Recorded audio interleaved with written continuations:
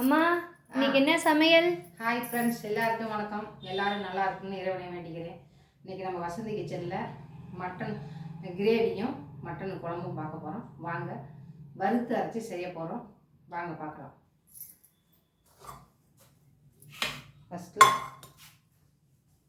First stove பற்ற வச்சுக்கலாம். ஒரு கடாய் அடுப்பில் வச்சிடலாம். ஒரு பேனை வச்சுக்கலாம். எண்ணெய் விட்டுக்கலாம்.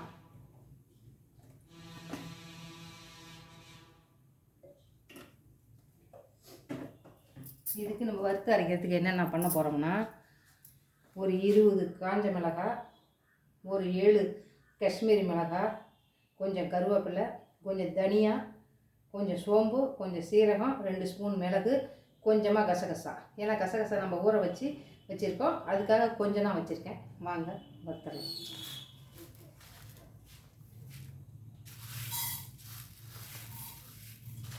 இதெல்லாம் ஒன் பை ஒன்றா போட்டு வறுத்து எடுத்துக்கலாம்.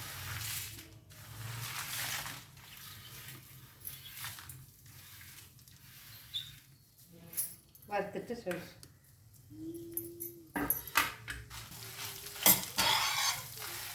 நல்லா வாசனை வர அளவுக்கு வறுத்துருங்கம்மா. இந்த பாருங்கள் வறுந்துருச்சு. இதை வந்து சீக்ரெட் விஷயமே வந்து இதை கருக விடாத சிமிலிலே வச்சு நல்லா வறுப்படணும். வறுப்பட்டுச்சு நம்ம அடுத்தது என்னன்னு காட்டுறோம். ஆஃப் பண்ணிட்டு இப்போ எடுத்துடலாம். அடுத்தது நம்ம என்ன வதக்கணும்னு பார்த்துக்கலாம். நல்லா பாருங்கள், மீடியமாக வச்சு நல்லா அழகாக கம்ம வாசற அளவுக்கு வறுத்துட்டேன். அடுத்து ஒரு கடாயை வச்சுக்கலாமா. அடுத்த பேஸ்ட்டுக்கு ரெடி பண்ணிக்கலாம். பேனை வச்சுட்டு கொஞ்சம் எண்ணெயை விட்டுக்கலாம்.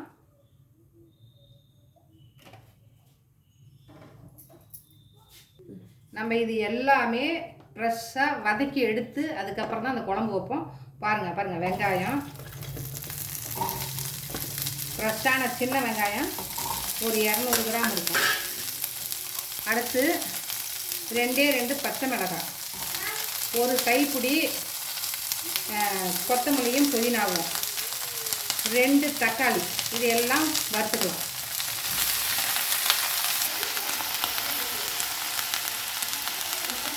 வதக்கிடலாமா. நல்லா வதக்கிவிட்டு எடுத்துடலாம். இப்போ அடுப்பு ஆஃப் பண்ணிடலாமா. இப்போ நல்லா வதங்கிடுச்சு.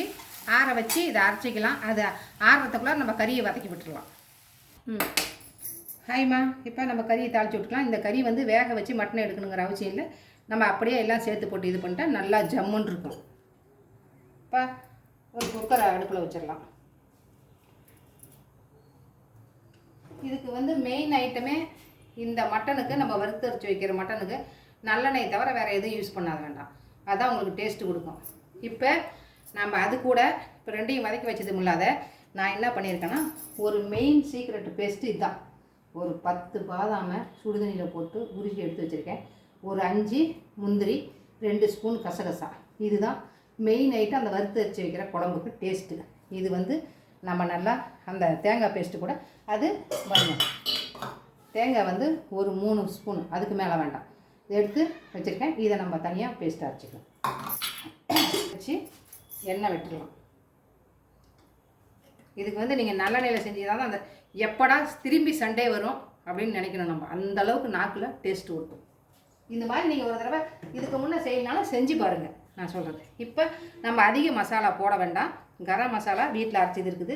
இப்போ இந்த வாசனைக்கு அவசரம் ஒரே ஒரு பிஞ்சளவு சோம்பு, ஒரே ஒரு இந்த இது அது என்னது, இந்த வாசனைக்கு போடுற பொருள் உங்களுக்கு தான் தெரியுமில்ல, இதை போட்டுறேன். தாளிச்சிக்கலாம்.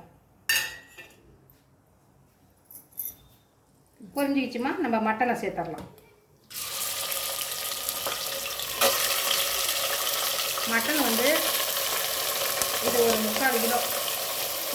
இது வந்து நம்ம இட்லிக்கு வறுவல் மாதிரி பண்ண போகிறோம். அப்படியே பிசைஞ்சு சாப்பிட்ற மாதிரியும் இருக்கணும், வறுவல் மாதிரி இருக்கணும், அந்த மாதிரி செய்ய போகிறோம். நல்லா கறியை வதக்கி விட்டு போகிறோம்.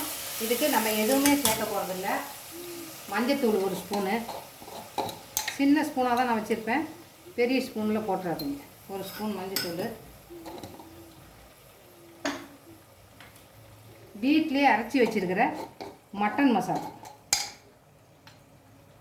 இது வந்து ஒரு 2 ஸ்பூன் தான், சின்ன ஸ்பூனில் போட்டிருக்கேன். ஏன்னா நம்ம எல்லாம் வறுத்து வச்சு மசாலா அரைக்க போகிறோம். அதனால் அந்த கறி வேகிறதுக்கோசரம் இது அதுக்கப்புறம் கொஞ்சம் உப்பு.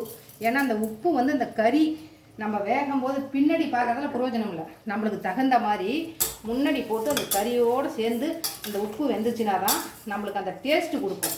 உப்பை கடைசியில் போட்டோம்னா அந்த டேஸ்ட் இருக்காது. இப்போ இது கூட கொஞ்சம் கருவேப்பிலை போட்டுடலாம். கொஞ்சம் கருவேப்பிலை,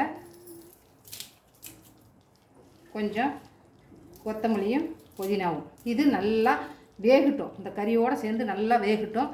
நம்ம அதுக்குள்ளார போய் மசாலாலாம் அரைச்சிக்கிட்டு வந்துடலாம். அடுத்த மாதிரி 2 ஸ்பூன் இஞ்சி பூண்டு பேஸ்ட்டு. நான் பாருங்கள் வீட்டிலே அரைச்சி வச்சுருப்பேன் எப்பொழுதும். அது எப்படி அரைக்கணும்னு சொல்கிறேன். இது 2 ஸ்பூன் போடுறேன். இது நல்லா அதோடு சேர்ந்து வேகட்டும். நம்ம இருக்கிற மசாலா பூரா அரைச்சிக்கிட்டு வந்துடலாம்.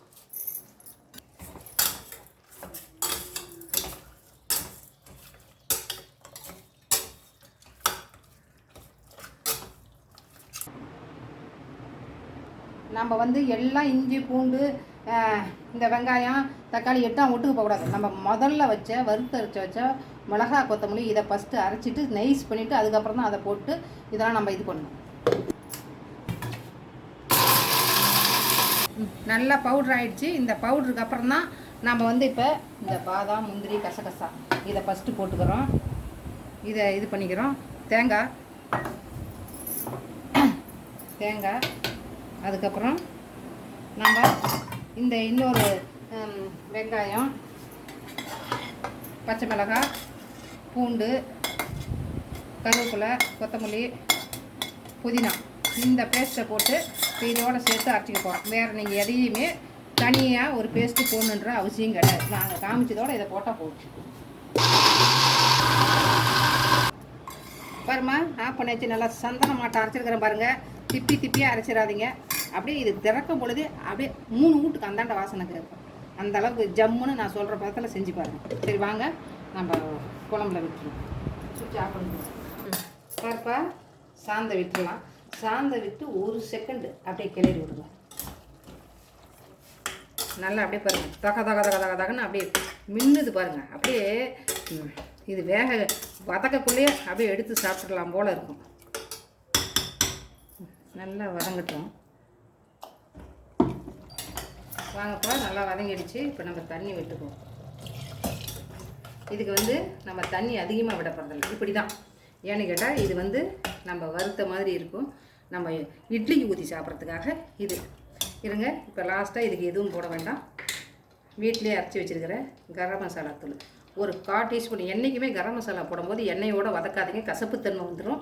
நம்ம மேலே போட்டு க்ளோஸ் பண்ணுறப்ப தான் நீங்கள் கரம் மசாலா போடணும். அப்போ உங்களுக்கு வந்து டேஸ்ட்டும் வாசனையும் சூப்பராக இருக்கும். அந்த கசப்புத்தன்மை வராது. இது ஒரு டிப்ஸு எடுத்துக்கோங்க. இப்போ வந்து நம்ம கடைசியாக என்றைக்குமே க்ளோஸ் பண்ணும் பொழுது இந்த பச்சை மிளகாயும் கொத்தமல்லி தலையும் கருவேப்பிலையும் நம்ம மேலே போட்டுவிட்டு இதை அப்படியே ஒரு கிளறு அழகாக அப்படி பூ மாதிரி கிளறி விட்டு அதுக்கு ஒரு டீ ரெசிபி ஒரே 1 ஸ்பூன் ஒரு 1/4 ஸ்பூன் நெய் விட்டுட்டு மூடிடலாம். இதுதான் அதனுடைய ருசிக்கும் டேஸ்ட்டுக்கும் வாசனை. இப்போ நம்ம க்ளோஸ் பண்ணிட்டு விசில் போட்டுடலாம்பா. விசில் வந்தோடனே நான் திரும்ப காட்டுறேன். என்னுடைய குக்கருக்கு வந்து 3 விசில் போட்டாவே கறி தனித்தனியாக பிரிஞ்சிட்டு வந்துரும்பா.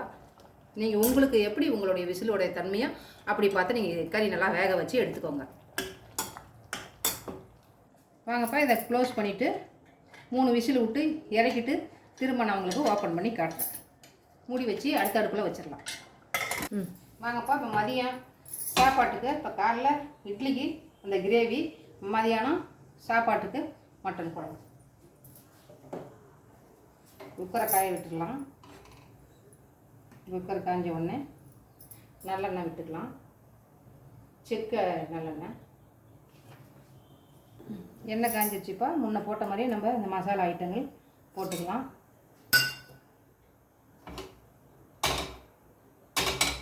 என்றைக்குமே இந்த மசாலா போட்ட உடனே கறியை விட்டுருங்க. ரொம்ப அதிகம் பொரிஞ்சிச்சுன்னா அந்த கசப்புத்தன்மை எடுத்துரும். இப்போ நம்ம மட்டனை சேர்த்துக்கலாம்.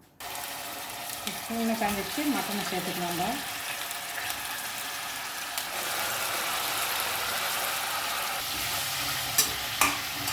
வதங்கினோடனேப்பா நான் முன்னாடி சொன்ன மாதிரியே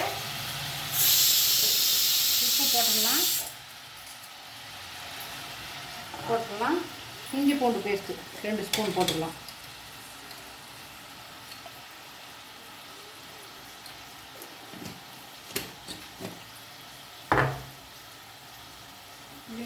மஞ்சத்தூள் போட்டுக்கலாம். விசில் பாருங்கள், இப்போ 2வது விசில் வரும்.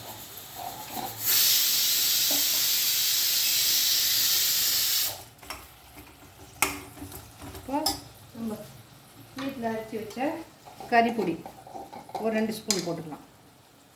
பாருங்கள், நான் வீட்டிலையே இதை அரைச்சது. இதுக்கு ரெசிபி சொல்கிறேன், போட்டுக்கலாம். இன்னும் ஒரு நிமிஷம்.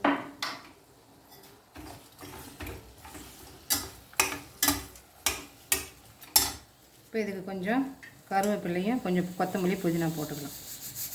4 விசில் வந்துச்சுப்பா. இதை நம்ம ஆஃப் பண்ணிடலாம். இந்த இட்லிக்கு வைக்கிற கிரேவியை ஆஃப் பண்ணிடலாம். இதுக்கு இது பண்ணிக்கலாம். நல்லா வதங்கட்டும்.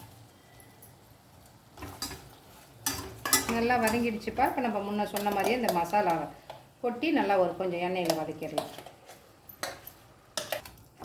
இந்த மசாலா வந்து இந்த கறியோடு அப்படி வேவக்குள்ளே அப்படியே நாக்கில் எச்சி ஊறும்.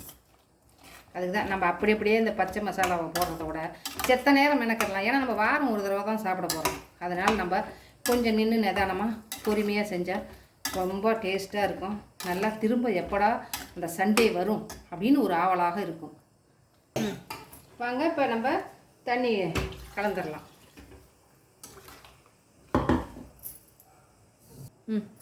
தண்ணி உங்களுக்கு எவ்வளோ தேவையோ, கெட்டி தேவையோ அந்த அளவுக்கு விட்டுட்டு நல்லா கலந்து விட்டு முன்ன சொன்ன மாதிரி தான் பாருங்கள். அதில் மறந்துட்டேன், நான் போடுறப்ப மறந்துட்டேன். ஒரு பச்சை மிளகாய் எண்ணெயில் வதக்காதீங்க, காரம் அதிகமாக இருக்கும். மேலே போடக்குள்ளே இது பண்ணால் அந்த வாசனை நல்லா அழகாக இருக்கும். இது பண்ணிவிட்டு இப்போ கரம் மசாலா முன்ன மாதிரியே ஒரு 1/2 ஸ்பூன் கரம் மசாலா போட்டுடலாம். இப்போது நம்மளுக்கு தேவையான அளவுக்கு புதினா, கொத்தமல்லி, கருவேப்பிலை எல்லாத்தையும் மேல் பகுதியில் போட்டு மூடிட்டோம்னா சும்மா விசில் வரக்குள்ள சும்மா ஜம்முன்னு இருக்கும்.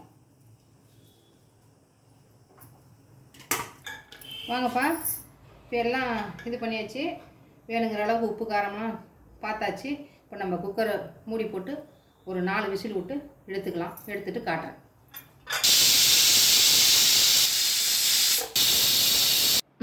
சரிம்மா, எல்லாம் ரெடி ஆகிடுச்சு. இன்றைக்கி நம்ம சண்டே ஸ்பெஷலில் வசந்தி கிச்சனில் என்னென்ன செஞ்சுருக்குன்னு பார்க்கலாம் வாங்க. பாருங்க, காலையில் டிஃபனுக்கு நல்லா பொசுன்னு பந்தாட்டம் இட்லி, அதுக்கு நல்லா அரைச்சி விட்ட மட்டன் கிரேவி பாருங்கள். அப்படியே தகன்னு தங்கமாட்டம் மின்னுது பாருங்கள். இது மட்டன் கிரேவி. மதியம் லஞ்சுக்கு சுட நல்லா ஆவி பறக்க சாதம். கொஞ்சம் வெளியே போகிற வேலை இருக்குது, அதனால் செஞ்சு ஹாட் பாக்ஸில் போட்டு வச்சுட்டா மதியம் வந்து சாப்பிட்டுக்கலான்ட்டு செஞ்சு வச்சுட்டேன். சுட சாதம் பாருங்கள். நல்லா ஜம்முன்னு அரைச்சி விட்டேன் மட்டன் குழம்பு பாருங்கள். நல்லா சூப்பு எலும்பு, நெஞ்சு எலும்பெல்லாம் போட்டு நல்லா ஜம்முன்னு ஒரு குழம்பு. தயிர் எடுத்துக்கலாம், ஃப்ரிட்ஜில் இருக்குது. ரசம். இதுதான் நம்ம மதிய லஞ்சு. இந்த வீடியோ உங்களுக்கு பிடிச்சிருந்தா லைக் பண்ணி, இது வசந்தி கிச்சனுக்கு லைக் பண்ணி, ஷேர் பண்ணி, கமெண்ட் பண்ணுங்கள், சப்ஸ்கிரைப் பண்ணுங்கள். வாழ்க வளமுடன்.